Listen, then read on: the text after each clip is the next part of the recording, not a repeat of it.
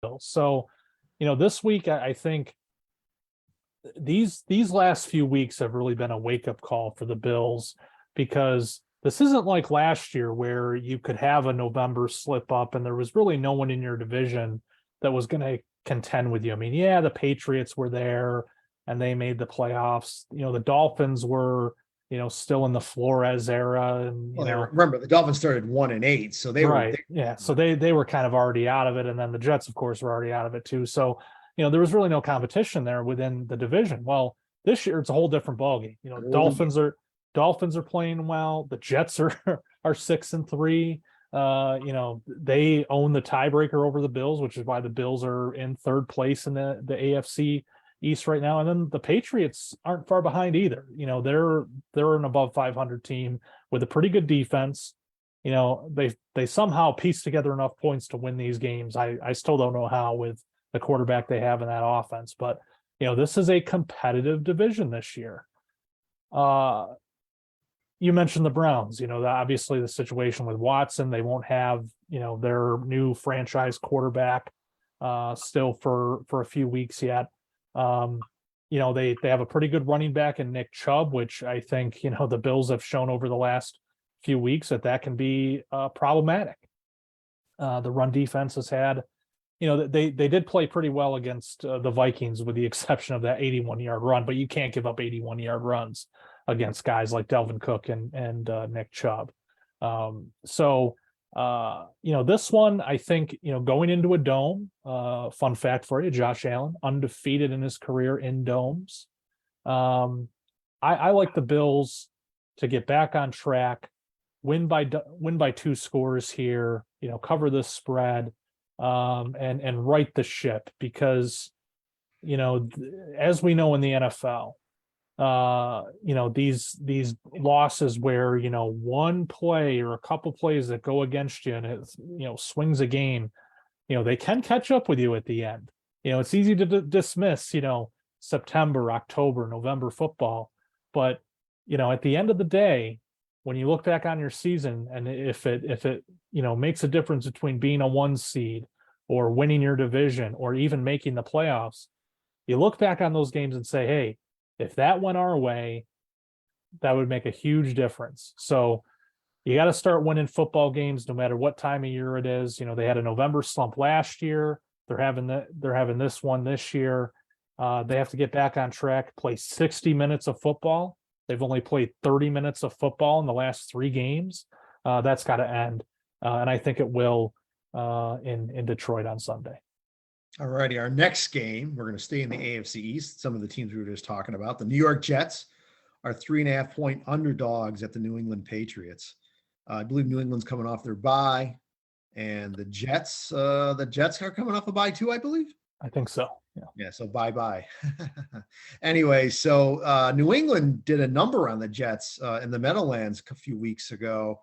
And like you said, Robert, I don't know how the Patriots do it on offense. I mean, they really don't have an offensive coordinator. I don't think Mac Jones is really setting the world on fire. I couldn't name their running back if you offered me $100 to do it. Okay.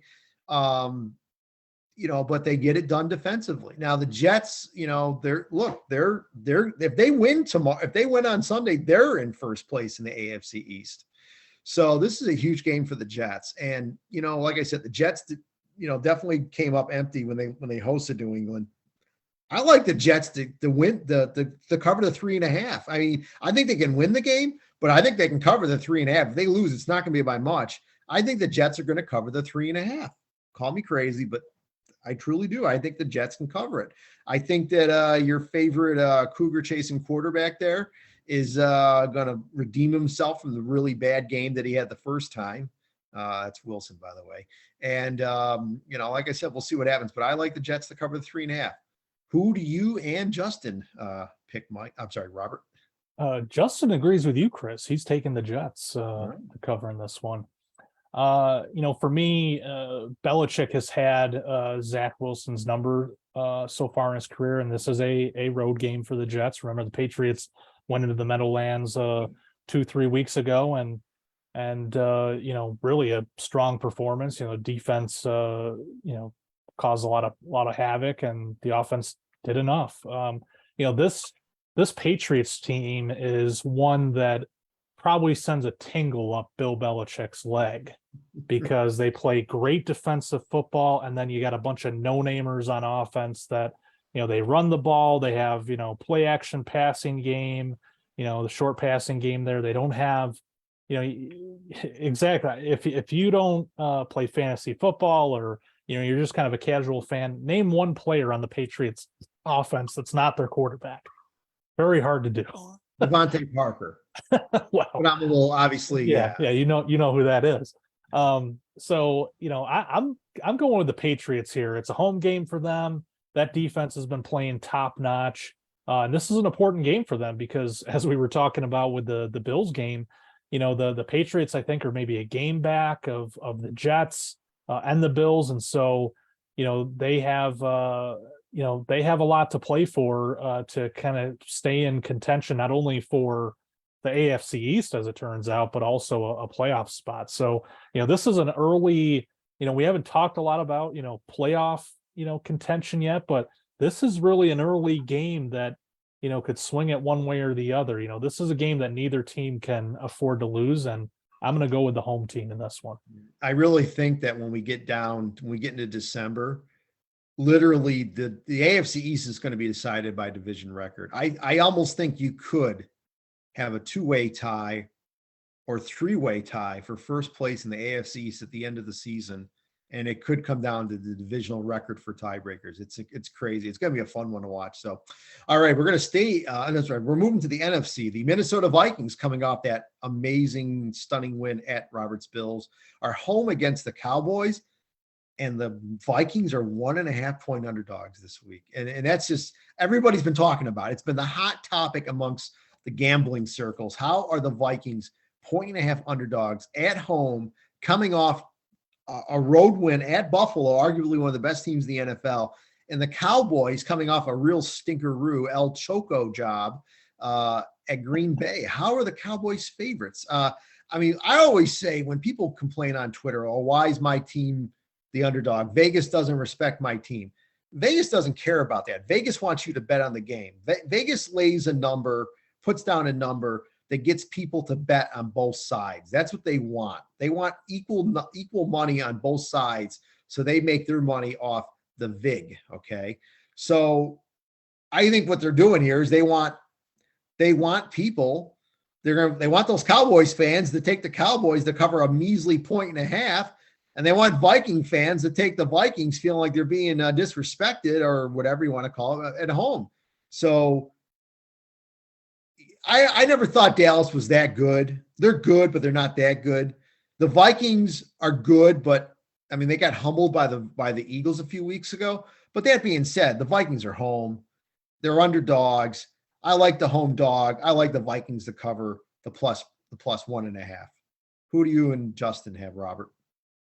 Justin went with the Vikings, and so will I, because I think that after what happened at Lambeau last week, the Cowboys went in there and I think got exposed a little bit. The Packers played arguably their best game of the year, which after Thursday night's game, certainly it looked like two different teams, but that's Thursday night football for you. But the Cowboys, they let one slip away in Green Bay. They had a 2-touchdown lead going into the fourth quarter of that one. And, the defense couldn't hold the lead. The offense couldn't add to it.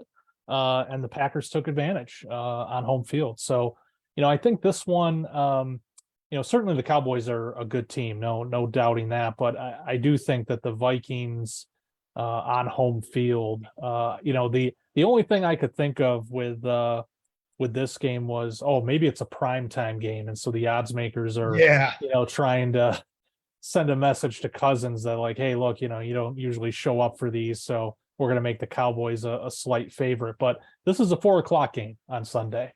So, I think, look, the Cowboys can play well enough to win this one, but, you got to go with the home team here. I think the Vikings are a better team. Well, this is in the national window, though. It's not a primetime game, but it is in the national.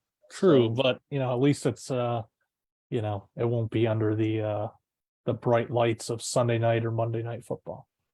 Our next game, the Cincinnati Bengals at the Pittsburgh Steelers. Cincinnati is a 4.5-point favorite on the road at Pittsburgh. Now, I know Pittsburgh beat Cincinnati back in week 1. I think I remember reading like Cincinnati, there were some snap issues. They missed some easy kicks, something like that. They should have won the game, but they kind of, gave it away. Look, the Steelers, this is a rebuilding year. They have a good defense, no doubt about it. But Kenny Pickett, a rookie quarterback, the Bengals know they've got to start making their moves here because they've got to contend for the division. If they're going to stay in the wild card race, they've got to win these games, especially division games. So I like the Bengals. Turnabout is fair play. I like the Bengals to cover the 4.5. I think they win by 7 to 10 points, actually. I like the Bengals to go into Pittsburgh and cover the 4.5 at the Steelers. Robert, who do you and Justin have? Justin went with the Steelers in this one, which I'm not surprised because when I saw this game on the picks, I suspected he was going for a little trap game. I think this is a little tactic of Ritz to try and throw one out that might end up going his way. But he's trying to throw us off here, Chris, I think. So maybe I'll take the bait here. The Steelers, they've shown some flashes. Obviously, as you mentioned, Chris, they're in kind of this transition from the Big Ben era to now Kenny Pickett, rookie quarterback. That defense hasn't played that well this season. I go back to the Bills game. They looked awful. TJ Watt is back, obviously, yeah, right? TJ Watt's back, so that that could be a problem for Burrow. But I just look at these two teams and I see that the Bengals have more talent. The one thing I will say is that without Jamar Chase, I think that has affected their passing game a little bit. And they still have good receivers. Tyler Boyd, T. Higgins. It's not like they have a lack of threats there. But I think that what they picked up on is, hey, we need to get Joe Mixon more involved here, and we saw that a week or two ago with the big 5-touchdown game. So I do like the Bengals here. I just think that they're a better team from top to bottom. Again, the Steelers, bit of a rebuilding year for them. Really haven't shown much, on the offensive side of the ball, and the defense has struggled at times. So I think the Bengals have more to play for in this one because of how that AFC North is shaking out. So yeah, I'll go with the Bengals. All right.